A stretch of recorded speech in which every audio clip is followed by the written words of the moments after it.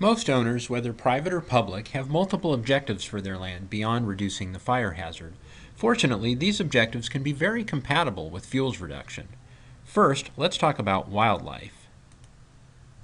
Many wildlife species utilize brush for food, nesting, and hiding cover, yet fuels reduction projects often remove brush in order to reduce fire severity and spread. The key to balancing these concerns is to break up the continuity of brush by retaining brush patches and treating the area between them. Again, retaining patches of dense vegetation for habitat while breaking up the continuity of fuels is the key. Deciduous shrub species, such as this ocean spray plant, tend to have a high foliar moisture content and aren't that flammable, so a blanket practice of cutting, mowing, or masticating all brush in the understory is usually unnecessary from a fire standpoint. The biggest contributor to fire spread is fine fuels less than 3 inches in diameter. Retaining a few snags and down logs per acre won't contribute much to the fuel hazard and will provide numerous wildlife habitat benefits. In many cases, woodlands can be managed to increase fire resistance without negatively impacting timber production. Conflicts are most likely to arise when thinning for fire resistance would call for wider spacing between trees than would be optimal for timber production. These problems can be reduced by focusing fuels treatments in tactically important locations such as near roads and ridgetops. For example, thinning more widely near a road for 200 to 500 feet above and below the road can create an effective shaded fuel break. Beyond this distance, stands can be thinned according to other objectives.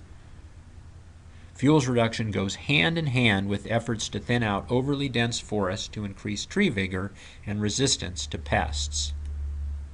Beauty is in the eye of the beholder, but for many landowners, fuels reduction is not only compatible with aesthetics, but can actually improve the appearance of the forest. Partly this is achieved by removing the slash that makes things look messy.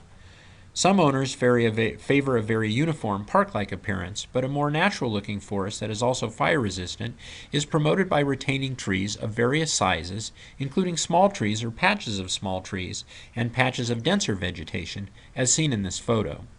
The key to maintaining fire resistance is separating the denser patches so there are not large contiguous areas of heavy fuels. Here's another view of the same forest showing a retained patch of denser vegetation which provides visual screening. Fuels treatments can improve grazing potential by opening up the canopy, increasing grass growth, and reducing surface fuels that impede livestock access. Okay, let's briefly summarize what we've learned in the fuels reduction module so far. The goal of fuels reduction is to modify fire behavior, reduce its negative effects, and make it easier to suppress, but not to try to fireproof, quote-unquote, a forest. You can make your forest more fire resistant by reducing surface and ladder fuels, spacing out tree crowns, and retaining the largest, most fire-resistant trees in the stand. There are many fuels reduction methods, each with pros and cons. Focus your fuels reduction in priority areas, and fuels reduction can be integrated with and is compatible with many other objectives such as wildlife, grazing, timber, forest health, aesthetics, and others.